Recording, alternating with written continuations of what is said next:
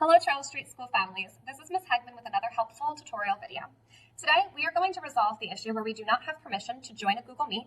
We must request access, or our access has been denied by the host. This is actually an important security feature which is keeping your kids safe.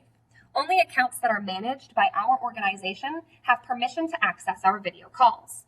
To resolve this issue, all we have to do is make sure that the primary account that is logged into Google Chrome is actually the @palmyra.k12.nj.us account. This is your child's email address.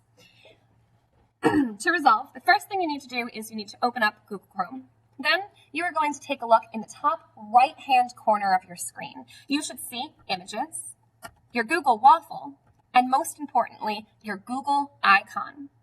You'll notice there are two Google icons. You want to click on the one that's on the bottom, that's located next to your Google waffle.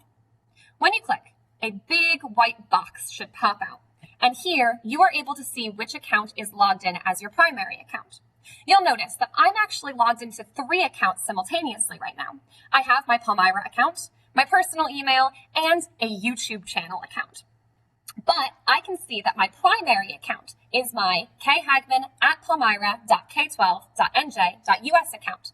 I know that it's the primary account because it is located underneath of my icon.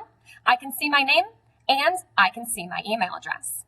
If you are seeing an email address that ends in something other than @palmyra.k12.nj.us, perhaps it says @gmail.com, then you are not logged in properly and you will not have permission to view our videos. To resolve this issue, please press sign out of all accounts. When you do this, you'll be asked to log back in.